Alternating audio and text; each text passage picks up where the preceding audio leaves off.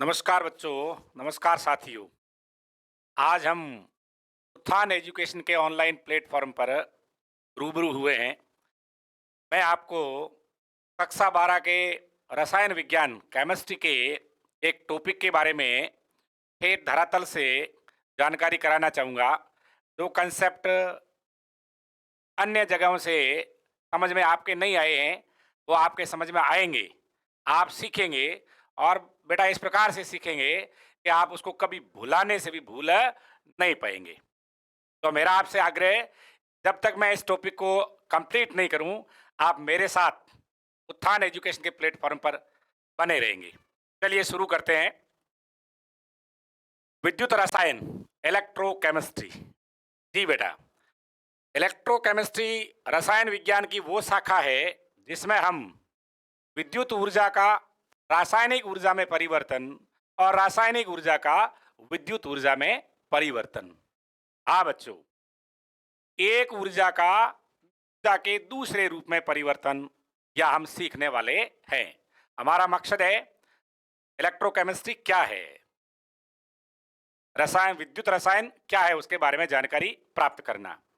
तो मैंने यहाँ लिख रखा है, विद्युत ऊर्जा रासायनिक ऊर्जा में तब्दील होती है और रासायनिक ऊर्जा विद्युत ऊर्जा में तब्दील होती है। इस शाखा को विद्युत रसायन या इलेक्ट्रोकेमिस्ट्री कहते हैं। ये किसके द्वारा संपन्न होता है परिवर्तन?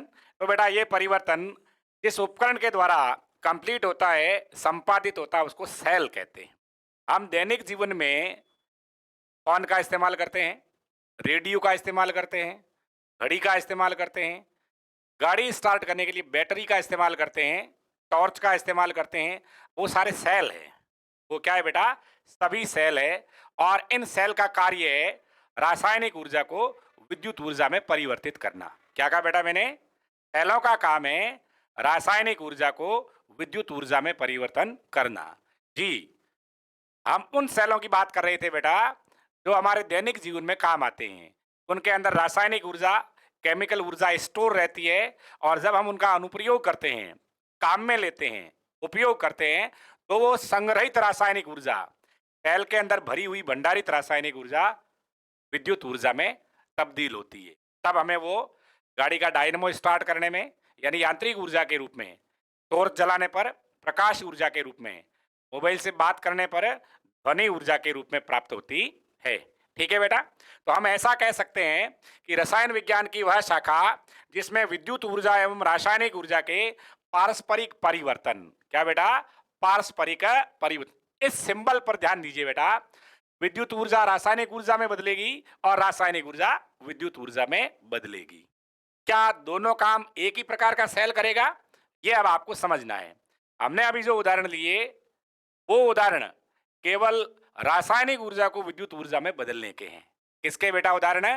मोबाइल का उदाहरण लिया, घड़ी के सेल का उदाहरण लिया, टॉर्च के सेल का उदाहरण लिया, रेडियो के सेल का उदाहरण लिया।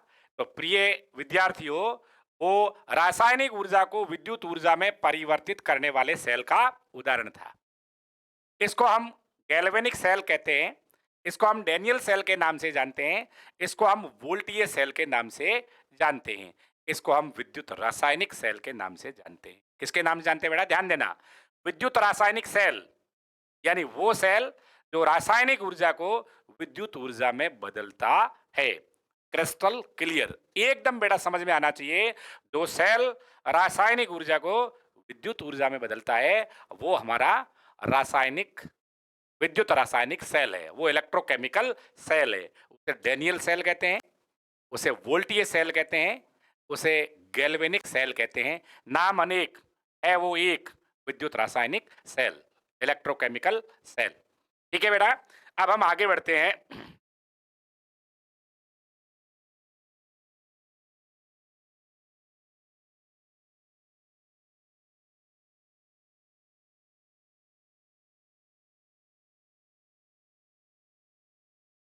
विस्फोट करना पड़ेगा। चलिए, जी हाँ बेटा, हम ये बात कर रहे थे कि वो विद्युत रासायनिक सेल है, वो इलेक्ट्रोकेमिकल सेल है जो रासायनिक ऊर्जा को विद्युत ऊर्जा में परिवर्तित करता है।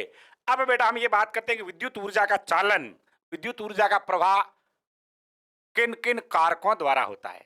ध्यान दीजिए बेटा, विद्युत ऊर्जा का चालन, विद्युत ऊर्जा का प्रवाह किन किन कारकों के द्वारा होता है। मेरा कहने का मतलब यह है कि इलेक्ट्रिसिटी का कंडक्शन किन किन कारकों के द्वारा होता है, यह आपके लिए इंपॉर्टेंट बात है। तो विद्युत ऊर्जा का चालन करने वाले, आवेश का चालन करने वाले कारक दो टाइप के होते हैं। कितने प्रकार के होते हैं बेटा? दो। मेरे ख्याल से आप इतना तो जानते हैं कि विद्युत ऊर्जा किसे कहते हैं। आप जानते हैं आवेश प्रवाह की दर। क्या बोल रहा हूं बेटा? आवेश प्रवाह की दर। आवेश प्रवाह की दर को विद्युत ऊर्जा या धारा कहते हैं। ठीक है, वह आवेश इलेक्ट्रॉन्स के द्वारा लाया ले जाया जा सकता है, वो आवेश आयनों के द्वारा लाया और ले जाया जा सकता है। ठीक है बेटा, इस आधार पर हम ये कह सकते हैं, मैंने दो नाम लिए, इलेक्ट्रॉन्स के द्वारा और आयनों के द्वारा। आयन दो प्रकार के होते हैं, धन आयन और ऋण आयन। इलेक्ट्रॉन अपने आप में इलेक्ट्रॉन है। इलेक्ट्रॉन कहाँ पाए जाते हैं शायद ये बताने की जरूरत नहीं है।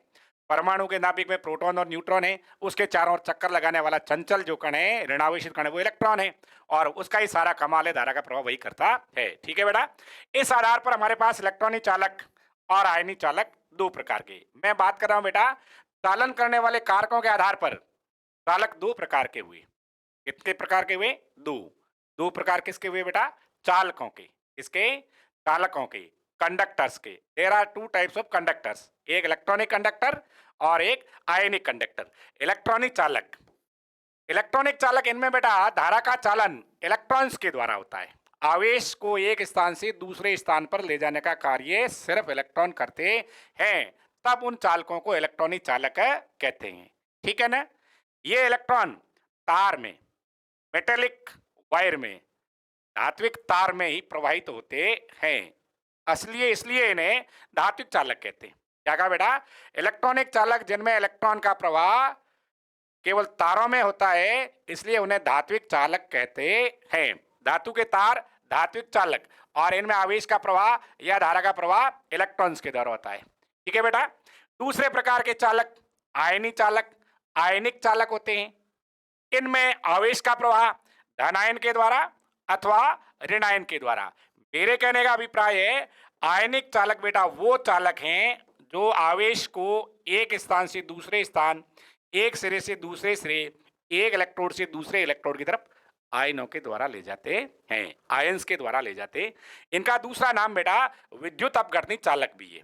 आयनिक चालकों का दूसरा नाम क्या है बेटा? विद्युत अपघटनी चालक। विद्युत अपघटनी चालक दो प्रकार के चालक हुए, एक इलेक्ट्रॉनिक चालक, एक आयनिक चालक। इलेक्ट्रॉनिक चालक यानी धात्विक चालक, और आयनिक चालक यानी विद्युत अपघटनी चालक। क्लियर हुआ बेटा? अगली बात, इलेक्ट्रॉनिक चालक या धात्विक चालक, इनमें ठोस अवस्था में आवेश का, धारा का प्रवाह होता है। धात्विक चालक हमेशा ठोस अवस्था में रहते हैं, ये अच्छी बात है। लेकिन जो विद्युत अपघटनी चालक है, जो आयनी चालक है, वो केवल द्रव अवस्था में, इस अवस्था में बेटा केवल द्रव अवस्था में, विलयन अवस्था में, और पर्टिकुलर विशेष रूप से जलीय विलयन में किसी लवण को घोल देते हैं, किसी अम्ल को घोल देते हैं, किसी क्षार को घोल देते हैं, तो जल में आयनित हो जाता है, आयनों में टूट जाता है, वियोजित हो जाता है, और उस वियोजन के उपरांत बने हुए आयंस, धनायन और ऋणायन, कैटायन और एनायन, आवेश का प्रवाह करते हैं। ठीक है बेटा, अगली बात करते हैं। विद्युत अपघटनी चालक आयनों के द्वारा आवेश का प्रवाह होता है। ये विद्युत अपघटनी चालक दो प्रकार के होते हैं। ये विद्युत अपघटनी चालक बेटा कितने प्रकार के होते हैं? दो प्रकार के। यहां एक शब्द ये बताना समीचीन होगा, जरूरी होगा बेटा कि विद्युत अपघटे क्या होते हैं। विद्युत अपघटे क्या होते हैं? कुछ पदार्थ ऐसे होते हैं जो ठोस अवस्था में, द्रव अवस्था में या विलयन अवस्था में अपने में से धारा प्रवाह, आवेश का प्रवाह नहीं होने देते हैं। क्या सुना बेटा? जो किसी भी अवस्था में अपने अंदर से धारा प्रवाहित नहीं होने देते हैं या धारा का प्रवाह नहीं करते हैं। ध्यान देना बेटा, सामान्यतः किताबों में या पढ़ाने वाले यही बोलते हैं जो धारा का प्रवाह नहीं करते हैं। इसको समझें, जो अपने में से, मेरे अंदर से यदि धारा प्रवाहित नहीं होती है तो मैं हो जाऊंगा अचालक, और यदि मैं मेरे अंदर से धारा प्रवाहित होने देता हूं तो मैं हो जाऊंगा चालक। अब यदि आयनों के द्वारा धारा का प्रवाह होता है तप घटे। क्या अर्थ निकला? वे पदार्थ जो अपने में से आयनों के द्वारा धारा प्रवाहित होने देते हैं, करते हैं, करने देते हैं, ले जाते हैं, वे विद्युत अपघटय कहलाते हैं। सामान्य तौर पर लवणों को, अम्लों को और क्षारों को जब जल में घोलकर उनका विलयन बनाया जाता है, जल में घोलने पर विलयन बन ही जाते हैं, उनमें आयन हो जाते हैं उत्पन्न, और वो आयन आवेश का प्रवाह करते हैं। ठीक है बेटा। लेकिन ये विद्युत अपघटे दो प्रकार के होते हैं, ये बात हम कर रहे थे। विद्युत अपघटों के कितने प्रकार है बेटा? दो प्रकार है। एक प्रकार है प्रबल विद्युत अपघटे, स्ट्रॉन्ग इलेक्ट्रोलाइट, और दूसरा प्रकार है बेटा दुर्बल विद्युत अपघटे या वीक इलेक्ट्रोलाइट। अच्छा, विद्युत अपघटे भी दो प्रकार के हैं, प्रबल विद्युत अपघटे, दुर्बल विद्युत अपघटे। तो प्रबल कौन से होंगे और दुर्बल कौन से होंगे? यदि नहीं सीखा है ना तो मौका है। क्या? कुछ पदार्थों को हम जब जल में घोलते हैं तो वो 100% 100% आयनित हो जाते हैं। क्या कहा मैंने? कुछ पदार्थों को जब जल में घोला जाता है तो उनके सभी कण, सभी अणु, सभी स्पीसीज, सभी इकाइयां आयनों में कन्वर्ट हो जाती है, टूट जाती है। मेरा कहने का मतलब ये है बेटा, माना कि हमारे पास सोडियम क्लोराइड ठोस है। क्या है बेटा? सोडियम क्लोराइड ठोस है, इसे जल में घोला। किसमें? ये जल लिख दे रहा हूं, जल में घोला तो ये सोडियम धन आयन और क्लोराइड ऋण आयन में अपघटित हो जाएगा, अपघटित हो जाएगा, टूट जाएगा, डिसोसिएट हो जाएगा, वियोजित हो जाएगा। अब इस मामले में या इस समय क्या होगा? कई बच्चे ये सोच रहे होंगे जैसे ही जल में डाला सोडियम धनायन इधर फुश और क्लोराइड उधर भाग जाएगा। ऐसा नहीं। तब क्या होगा बेटा? विलायक के कण, विलायक या कौन है? जल है। विलायक कौन है? या जल, जिसके अंदर नमक घोल रहे हैं। इस जल के कण में ऑक्सीजन की विद्युत ऋणता थोड़ी अधिक है और हाइड्रोजन की इलेक्ट्रॉन नेगेटिविटी थोड़ी कम है। तो ये सोडियम धन आयन को जल के कण इस प्रकार से घेरेंगे। इस डायग्राम को आप समझने का प्रयास कीजिए। जो जल का ऑक्सीजन परमाणु है, ऑक्सीजन वाला भाग है, ऋणावेशित भाग है, मैं इसको माइनस लिख दे रहा हूं, ये रहेगा सोडियम धन आयन की तरफ। और जो हाइड्रोजन वाला भाग है, मैं ऐसे लिख रहा हूं बेटा, ये वाला रहेगा सोडियम से दूर, या आपको लग रहा होगा ये बाहर रह रहा है। सोडियम पर धनावेश और ऑक्सीजन पर आंशिक ऋणावेश, इनके बीच में आयनिक आकर्षण, स्तर वैद्युत आकर्षण, इसलिए ये जल का कण सोडियम को चारों ओर से घेर लेगा। बेटा इस क्रिया को या इस प्रक्रिया को, इस घटना को जल योजन कहते हैं। क्या बोलते हैं बेटा? जल योजन बोलते हैं। इंग्लिश में हाइड्रेशन कहते हैं। यदि अन्य विलायक लें तो उसे सोल्वेशन कहेंगे। इसी तरह से यदि क्लोराइड ऋणायन होगा, क्या होगा बेटा? इसकी बात करेंगे तो क्लोराइड ऋणायन के मामले में अलग, सोडियम के दोस्त जल के वे कण जिनमें ऑक्सीजन सोडियम की तरफ है और क्लोराइड को चारों ओर से वो घेरेंगे, क्योंकि क्लोराइड पर ऋण आयन है। तो हाइड्रोजन वाला भाग, कौन से वाला भाग बेटा? हाइड्रोजन रहेगा, यानी जल के अणु का जो आंशिक धनावेशित भाग है वो रहेगा ऑक्सीजन की तरफ, और जो ऑक्सीजन वाला भाग है, आंशिक ऋणावेशित भाग है, वो रहेगा दूर, वो रहेगा बाहर की तरफ। किधर रहेगा बेटा? बाहर की तरफ। ये हो गया जल योजन।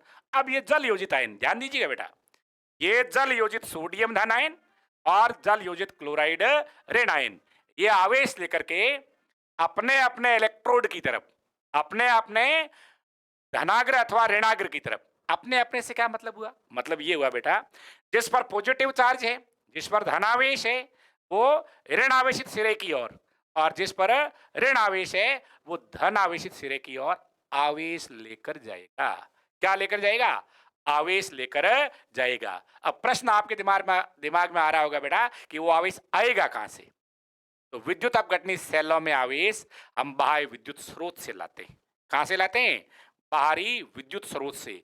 हम एक प्लग में स्विच लगाते हैं, पिन लगा देते हैं, और उसके तार हम सेल के इलेक्ट्रोड से, सेल के धनाग्र से, सेल के ऋणाग्र से, यानी प्लस और माइनस से जोड़ देते हैं।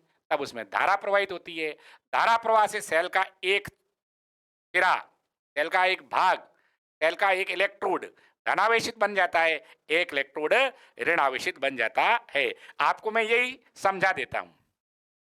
माना कि हमारे पास ये कंटेनर है और इसके अंदर हमने सोडियम क्लोराइड का जलीय विलयन भर लिया। क्या भर लिया बेटा? सोडियम क्लोराइड का जलीय विलयन।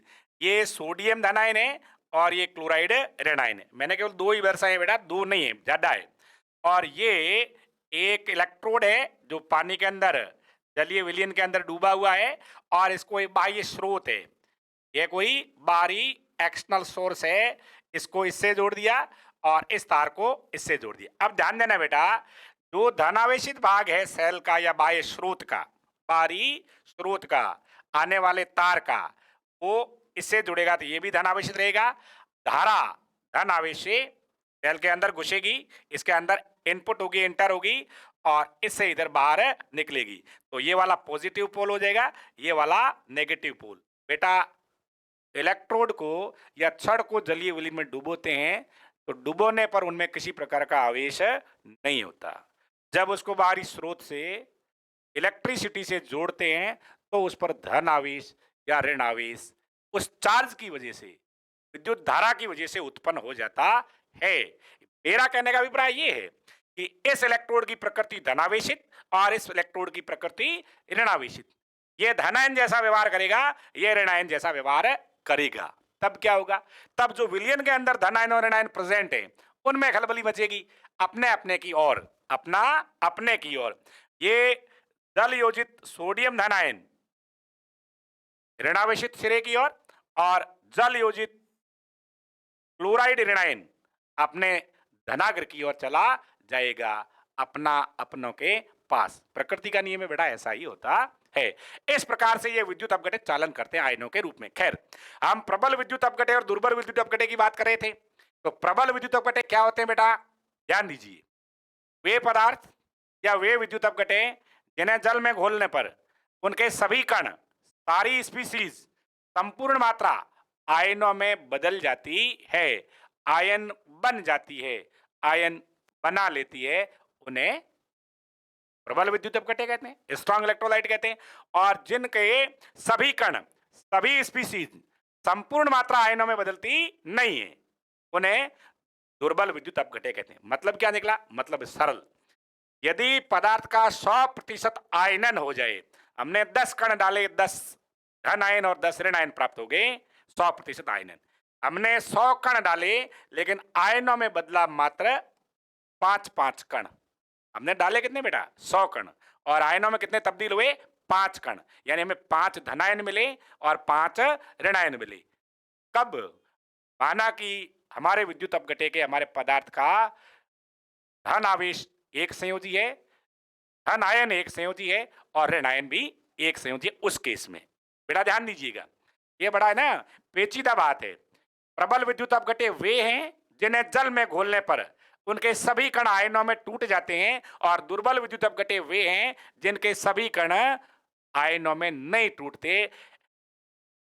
लगभग 5% आयनों में बदलते हैं। 100 डालेंगे तो 95 अनआयनित कण स्पीसीज बची रहेगी, केवल 5 आयन ही बनेंगे, उत्पन्न होंगे।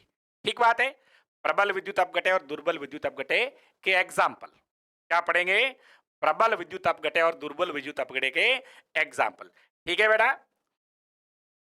प्रबल विद्युत अपघटे कौन से हैं, दुर्बल विद्युत अपघटे कौन से हैं, इसको सीखेंगे अब आप मेरे साथ। तो मैं यहां आपको ले आता हूं, ध्यान दीजिए। प्रबल विद्युत अपघटे क्या देख रहे हैं बेटा? प्रबल विद्युत अपघटे कौन कौन से हैं? आप सारे लोग जानते हैं कि सभी प्रबल अम्ल, नहीं जानते हैं तो अब जानो भाई, सभी प्रबल अम्ल प्रबल विद्युत अपघटे होते हैं। सभी प्रबल क्षार, सभी प्रबल क्षार प्रबल विद्युत अपघटे होते हैं। कार्बनिक अम्लों को छोड़कर, क्या सुन रहे हैं? कार्बनिक अम्लों को, ऑर्गेनिक एसिड्स को छोड़कर बाकी जितने भी अम्ल हैं और क्षार है, उनसे बने हुए लवण, उनसे बने हुए लवण प्रबल क्षार होते हैं। झट से याद हो गया, सभी प्रबल अम्ल, सभी प्रबल क्षार और उनके लवण, उनके लवण। लवण में मैं और आगे बढ़ा देता हूं बात को बेटा। प्रबल अम्ल और दुर्बल अम्ल का लवण भी, प्रबल क्षार और दुर्बल अम्ल का लवण भी, प्रबल दुर्बल, दुर्बल प्रबल, दुर्बल प्रबल कैसे हो, सभी हो जाएगा, लेकिन कार्बनिक अम्ल नहीं होना चाहिए। ऑर्गेनिक एसिड, एसिटिक अम्ल, बेंजोइक अम्ल, फॉर्मिक अम्ल, ये वाले सैलिसिलिक अम्ल ये नहीं होने चाहिए, ठीक है ना। दुर्बल विद्युत अपघटे, दुर्बल विद्युत अपघटे ये क्या होते हैं? अब इधर आना पड़ेगा छोटी जगह में। दुर्बल के नाम ही इसका दुर्बल है, इसलिए जगह भी छोटी, ठीक है। तो दुर्बल अपघटे कौन होते हैं? सभी दुर्बल अम्ल, सभी दुर्बल अम्ल। प्रबल अम्लों को तो एग्जाम्पल मेरे हिसाब से बताने की आवश्यकता नहीं है, फिर भी मैं दो नाम ले लेता हूं। नाइट्रिक अम्ल, सल्फ्यूरिक अम्ल, और आप किसका नाम जानते हैं? फॉस्फोरिक अम्ल, हाइड्रोक्लोरिक अम्ल, हाइड्रोब्रोमिक अम्ल, हाइड्रोआयोडिक अम्ल, हाइड्रोफ्लोरिक अम्ल है ना, दुर्बल विद्युत अम्ल। और प्रबल क्षार, धातुओं के बने हुए सभी क्षार, धातुओं के बने हुए सभी क्षार में क्षार धातु और क्षार मृदा धातु। बेटा भारी धातुओं के जो क्षार होते हैं ना, दुर्बल विद्युत अपघट्य। क्या कह दिया? भारी धातुओं के क्षार दुर्बल विद्युत अपघट्य होते हैं, जैसे हमारे NaOH, जैसे हमारा पोटेशियम हाइड्रोक्साइड, जैसे हमारे कैल्शियम हाइड्रोक्साइड, मैग्नीशियम हाइड्रोक्साइड वगैरह वगैरह। क्षार धातु और क्षार मृदा धातुओं का हाइड्रोक्साइड है, प्रबल विद्युत अपघट्य होते हैं, क्योंकि प्रबल क्षार है। लवण, अब लवणों में हमारा सबसे सरल तो NaCl है, उसके बाद हमारा कैल्शियम क्लोराइड है, मैग्नीशियम क्लोराइड है, एल्यूमिनियम क्लोराइड है वगैरह वगैरह। क्षार धातु और क्षार मृदा धातु, क्लोराइड, ब्रोमाइड, आयोडाइड, फ्लोराइड, सभी प्रबल विद्युत अपघट्य लवण होते हैं। दुर्बल विद्युत अपघट्य में दुर्बल अम्ल, आइए बेटा इधर मैदान में। दुर्बल विद्युत अपघट्य में हमारा हाइड्रोसाइनिक अम्ल, हमारा बेचारा एसिटिक अम्ल, फॉर्मिक अम्ल, बेंजोइक अम्ल। दुर्बल क्षार, दुर्बल क्षार, ध्यान देना बेटा। दुर्बल क्षार में कौन कौन से एग्जाम्पल होंगे? दुर्बल क्षार में एग्जाम्पल हमारा अमोनिया, हमारा अमोनियम हाइड्रोक्साइड, हमारे पिरीडीन, ये दुर्बल क्षार है। हमारा अमोनियम हाइड्रोक्साइड हो गया, हमारे भारी धातुओं का हाइड्रोक्साइड हो गए, वो सारे के सारे दुर्बल क्षार, दुर्बल विद्युत अपघट्य। क्या लवण भी दुर्बल विद्युत अपघट्य होते हैं? जी हाँ, सही सुन रहे हैं, लवण भी दुर्बल विद्युत अपघट्य होते हैं। अमोनियम एसीटेट कौन होता है? Ammonium acetate. अमोनियम एसीटेट एक लवण है, लेकिन बेटा वो दुर्बल विद्युत अपघट्य है। ठीक, समझ में आया? आगे बढ़ते हैं, अगली बात करते हैं बेटा। हमने बीच में छोड़ा इलेक्ट्रॉनिक चालक और आयनी चालक, इलेक्ट्रॉनिक चालक और विद्युत अपघटनी चालक। अब मैं आपको लिए चलता हूं वहां, दोबारा अर्थ बता रहा हूं बेटा, ध्यान देना।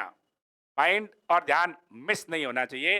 माइंड और ध्यान मिस हो गया, इसका मतलब जीवन मिस हो गया, ठीक है ना। जीवन का निर्माण करना ही हमारा प्रथम कर्तव्य है।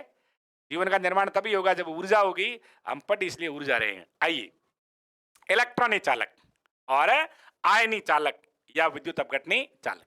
बेटा ये सब थोड़ा सा कठिन है कई बच्चों के लिए, विद्युत अपघटनी, तो आप सेट कीजिए आयनी चालक, विद्युत अपघटनी चालक। रास्ते में 5 बार बोलिए, याद हो जाएगा। इलेक्ट्रॉनिक चालक वे हैं जिनमें धारा का प्रवाह या आवेश का प्रवाह, धारा या आवेश का प्रवाह किसके द्वारा होता है? इलेक्ट्रॉन के द्वारा। किसके द्वारा हो रहा है? इलेक्ट्रॉन्स के द्वारा। और इलेक्ट्रॉन मेटेलिक वायर में ही प्रवाहित होते हैं, धातु के तार में ही इलेक्ट्रॉनों का प्रवाह होता है। इसलिए सभी धातुओं के तार, सभी धातुओं के तार, बेटा एक छोड़ देना प्लम्बम, शीशे को छोड़ देना, लेड को छोड़ देना, वो धातु है लेकिन चालक नहीं है। क्लियर? इसको छोड़कर बाकी सारे के सारे जितने भी चालक है वो धात्विक चालक है, उनमें इलेक्ट्रॉन के द्वारा धारा का प्रवाह होता है, वो धारा का चालन करते हैं। और आयनी चालकों में अभी थोड़ी देर पहले कहा हमने धनायन और ऋणायन। यदि धनायन और ऋणायन के द्वारा सरल धनायन सरल ऋणायन हो या जल योजित धनायन और जल योजित ऋणायन हो, वो यदि आवेश दे जाते हैं तो वो क्या कहलाएंगे बेटा? विद्युत अपघटनी चालक या आयनी चालक। क्लियर? एकदम क्लियर, क्रिस्टल क्लियर बोलते हैं इसको, ठीक है ना। जब धारा प्रवाहित होती है इलेक्ट्रॉनिक चालक में तो क्या बदलाव आता है, क्या परिवर्तन होता है, ये महत्वपूर्ण है ना। तो इधर ध्यान दीजिए, जब धात्विक चालक में, मेरा कहने का अभिप्राय बेटा तार में, तार कौन सा? आपका हमारा प्रिय तांबे वाला तार, सोने वाला तार, सोने का मतलब सिलिकॉन नहीं, गोल्ड, चांदी वाला तार, और लोहे का तार, और जो हमेशा आसमान में खंभों के ऊपर लटकने वाला एल्यूमिनियम का तार। या एक बात फिर बता देना चाह रहा हूं बेटा, सर्वश्रेष्ठ चालक तो चांदी, बोलते हैं चांदी चांदी, तो चांदी सर्वश्रेष्ठ चालक है।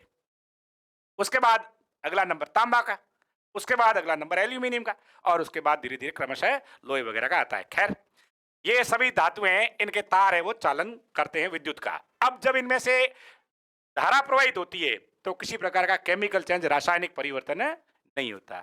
जब इनमें से धारा प्रवाहित, क्या सुन रहे हैं बेटा, जब इनमें से तारों में से, धात्विक चालकों में से, इलेक्ट्रॉनिक चालकों में से धारा प्रवाहित होती है तो किसी प्रकार का रासायनिक परिवर्तन नहीं होता। क्या सुना?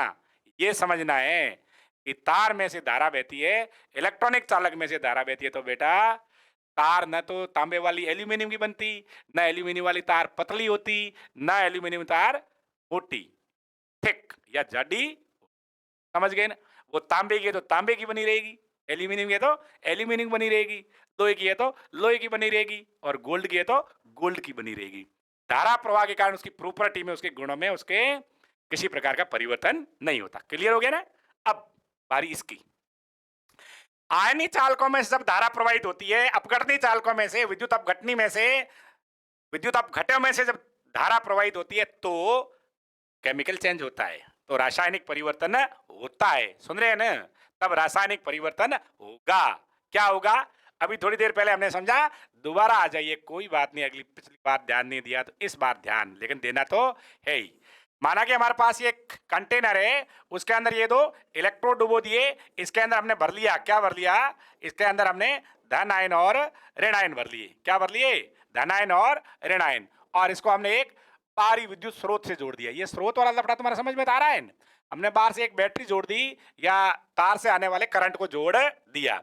जिसमें से धारा घुस रही है वो हो गया पॉजिटिव, और जिसमें धारा प्रविष्ट हो रही है, निकल रही है, वो होता है नेगेटिव, और जिसमें प्रविष्ट हो रही है वो हो रहा है पॉजिटिव। यहां बेटा इसका नाम है एनोड। क्या नाम है? एनोड। और इसका नाम है, इसका किसका? जो इलेक्ट्रोड नेगेटिवली चार्ज है इस मैटर में, या उसका नाम है कैथोड। ठीक है ना? मैं आपको यह समझाना चाह रहा हूं कि जब विद्युत अपघटनी चालकों में धारा प्रवाहित होती है तो, थोड़ी देर पहले कहा था, जो ऋण आयन है, क्लोराइड आयन की बात करी थी, वो आएंगे एनोड पर, और जो धन आयन है वो जाएंगे कैथोड पर। बेटा जाएंगे ही नहीं, देखना खेल अगला। सारे धन आयन, सारे धन आयन इस कैथोड पर इकट्ठा हो जाएंगे, जम जाएंगे, डेरा डाल देंगे, इसको ज्यादा कर देंगे, मोटा कर देंगे, थिक कर देंगे। और जितने भी ऋण आयन है, क्या है बेटा, जितने भी ऋण आयन है वो सारे के सारे, वो सारे के सारे कहां जाएंगे? एनोड पर। मेरा कहने का अभिप्राय ये है कि जो धन आयन है वो अपने से विपरीत प्रकृति वाले इलेक्ट्रोड पर, और जो ऋण आयन है वो अपनी ऋण आयन से विपरीत यानी पॉजिटिव प्रकृति वाले छड़ पर जमा हो जाएंगे, या जमा हो जाएंगे, या क्या हो जाएंगे? जम जाएंगे, जमा हो जाएंगे। इंग्लिश बोले तो डिपोजिट हो जाएंगे। क्या हो जाएंगे? डिपोजिट हो जाएंगे। इस बला को क्या कहते हैं? बला नहीं, ये जो प्रक्रिया है, रासायनिक अभिक्रिया है, इसको विद्युत अपघटन कहते हैं। क्या कहते हैं बेटा? विद्युत अपघटन। यानी जब विलयन में से धारा प्रवाहित करते हैं, जब विलयन में से धारा प्रवाहित करते हैं तो धन आयन ऋणाग्र पर और ऋण आयन धनाग्र पर जमा हो जाते हैं। ठीक है ना बेटा? इसको धनायनों का यहां जमा होना, ऋण आयनों का यहां जमा होना, यह विद्युत अपघटन कहलाता है। अब समझ में आएगा, कईयों ने कहा कि विद्युत अपघटन तो कई बार पढ़ दिया, कई बार सीख लिया, लेकिन ये तो किसी ने कहा ही नहीं। आज सुन लीजिए, धन आयनों का इस पर जमना और ऋण आयनों का इस पर जमना क्या कहलाएगा? विद्युत अपघटन। विलयन में जो धन आयन और ऋण आयन है वो धीरे धीरे कम हो जाएंगे, विलयन की सांद्रता धीरे धीरे घट जाएगी, विलयन की सांद्रता धीरे धीरे घट जाएगी। ठीक बात है ना बेटा? ठीक है ना? इस बात को और आगे बढ़ाते हैं। अब अगली बात करते हैं कि जब विद्युत अपघटनी चालकों में से धारा प्रवाहित की जाती है तो रासायनिक क्रिया होती है जिसका नाम है विद्युत अपघटन होता है। क्या होता है? विद्युत अपघटन। विद्युत अपघटन होता है जिसे कैथोड और एनोड पर पदार्थ जमा हो जाते हैं। अगली बात, जब चालक इलेक्ट्रॉनिक चालकों में से धारा प्रवाहित करते हैं तो द्रव्यमान में कोई परिवर्तन नहीं, यानी तार का वजन न तो घटेगा न तार का वजन बढ़ेगा। इलेक्ट्रॉनिक चालक का, धात्विक चालक का वजन, द्रव्यमान, मास चेंज नहीं होगा, लेकिन यहां पर परिवर्तन होगा। यहां पर अभी मैंने कहा था कि विलयन के धन आयन कैथोड पर विलयन के ऋण आयन एनोड पर चले जाएंगे, उससे विलयन में आयनों की संख्या कम हो जाएगी, वो द्रव्यमान, वो पदार्थ वहां जम जाएगा, द्रव्यमान परिवर्तन होता है। ये जी का प्रश्न है।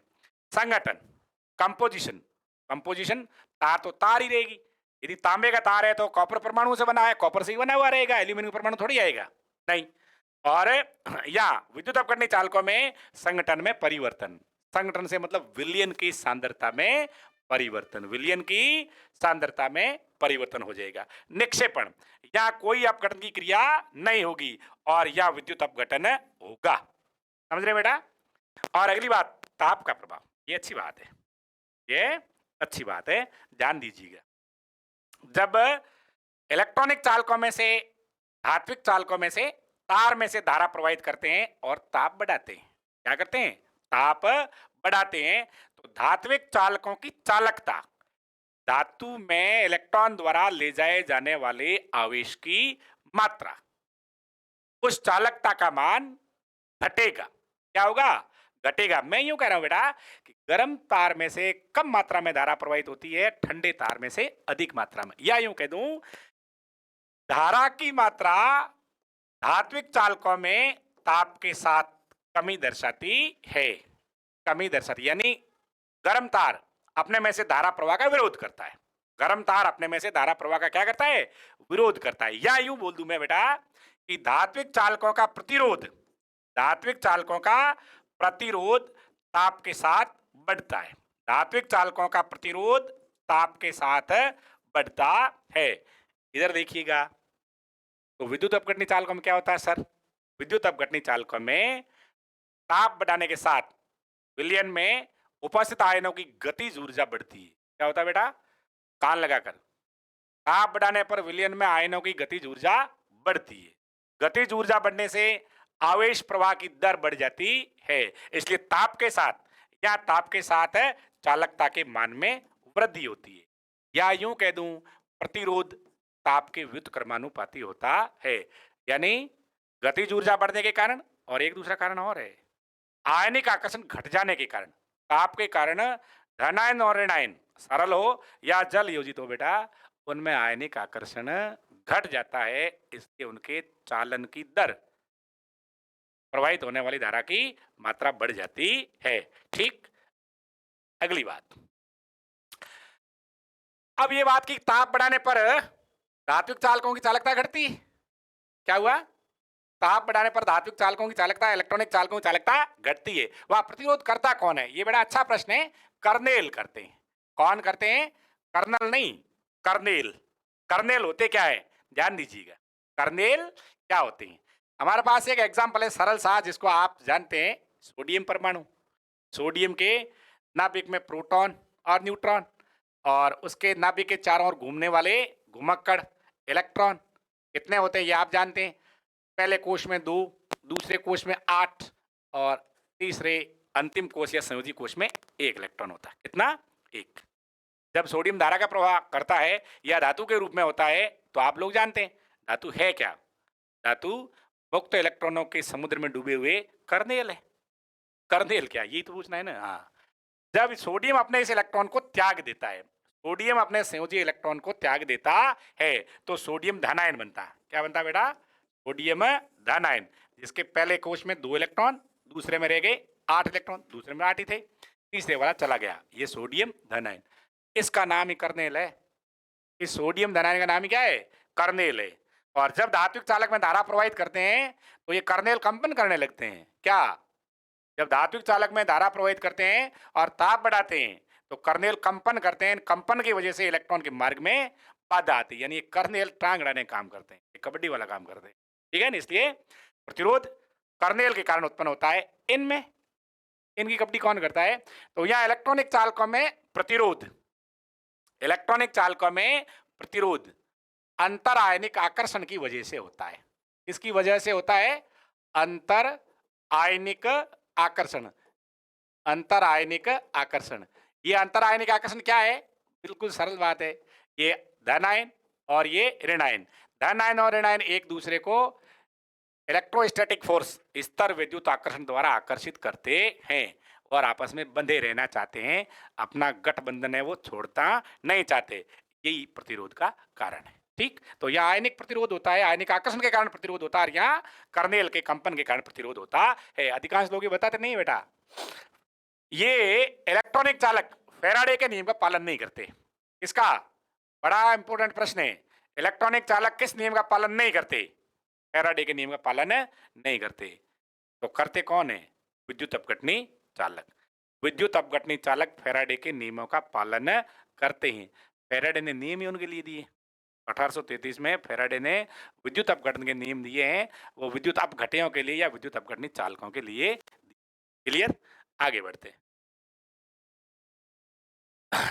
आज का सफर यहीं तक।